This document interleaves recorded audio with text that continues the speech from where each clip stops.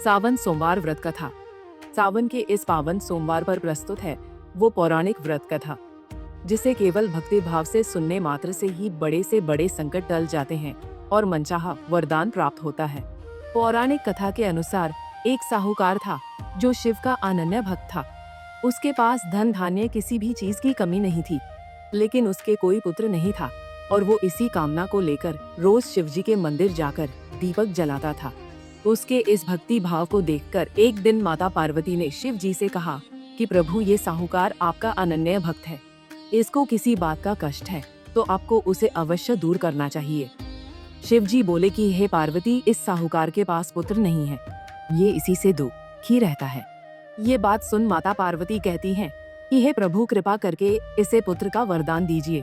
तब भोलेनाथ ने कहा कि हे पार्वती, साहूकार के भाग्य में पुत्र का योग नहीं है। ऐसे में अगर इसे पुत्र प्राप्ति का वरदान मिल भी गया तो वो केवल 12 वर्ष की आयु तक ही जीवित रहेगा। ये सुनने के बाद भी माता पार्वती ने कहा कि हे प्रभु, आपको इस साहूकार को पुत्र का वर देना ही होगा, अन्यथा भक्त क्यों आपकी सेवा पूजा करेंगे। माता के बार बार कहने से भोलेनाथ ने साहूकार को पुत्र का वरदान दे दिया, लेकिन ये भी कहा कि वो केवल 12 वर्ष तक ही जीवित रहेगा। साहूकार ये सारी बातें सुन रहा था, इसलिए उसे न तो खुशी हुई और न ही दुख। वे पहले की ही तरह भोलेनाथ की पूजा अर्चना करता रहा। उधर सेठानी गर्भवती हुई और 9वें महीने उसे सुंदर से बालक की प्राप्ति हुई। परिवार में खूब हर्षोल्लास मनाया गया, लेकिन साहूकार पहले ही की तरह रहा और उसने बालक की 12 वर्ष की आयु का जिक्र किसी से भी नहीं किया। जब बालक 11 वर्ष की आयु हो गई तो एक दिन साहूकार की सेठानी से बालक के विवाह के लिए कहा, तो साहूकार ने कहा कि वो अभी बालक को पढ़ने के लिए काशी जी भेजेगा। इसके बाद उसने बालक के मामा जी को बुलाया और कहा कि इसे काशी पढ़ने के लिए ले जाओ और रास्ते में जिस भी स्थान पर रुकना वहाँ यज्ञ करते और ब्राह्मणों को भोजन कराते हुए आगे बढ़ना। उन्होंने भी इसी तरह करते हुए जा रहे थे कि रास्ते में एक राजकुमारी का विवाह था और जिससे उसका विवाह होना था वो एक आंख से काना था। तो उसके पिता ने जब अति सुंदर साहूकार के बेटे को देखा तो उनके मन में आया कि क्यों न इसे ही घोड़ी पर बिठाकर शादी के सारे कार्य संपन्न करा लिया जाए। तो उन्होंने मामा से बात की और कहा कि इसके बदले में वह ढेर सारा धन देंगे, तो वह भी राजी हो गए।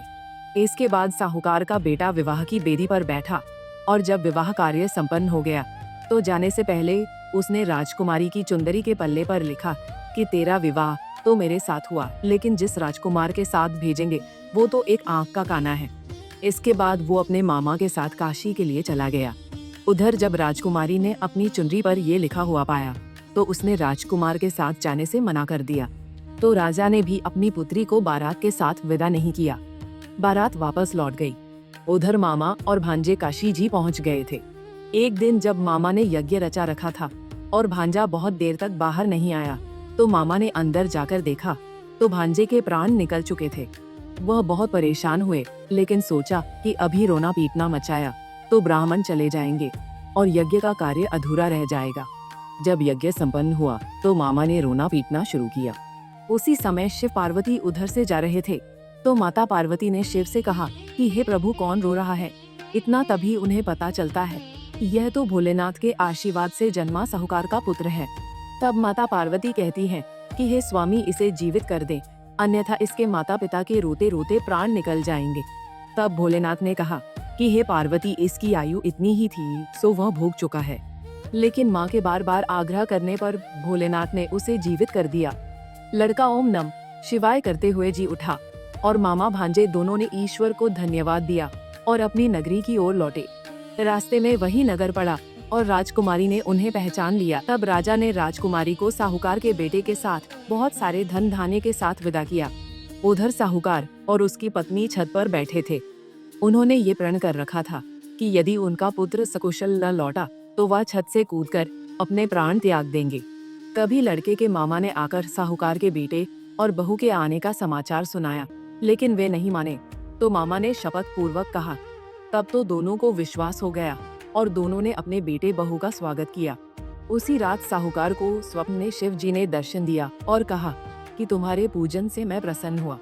इसी प्रकार जो भी व्यक्ति इस कथा को पढ़ेगा या सुनेगा उसके समस्त दुख दूर हो जाएंगे और सभी मनोकामनाओं की पूर्ति होगी। तो दोस्तों, ये थी श्रावण सोमवार व्रत कथा जिसे हर जातक को सुननी चाहिए। आपने ये कथा पूरी सुन ली है तो कमेंट में हर महादेव जरूर लिखें और इस अगले सोमवार के लिए सेव जरूर करें।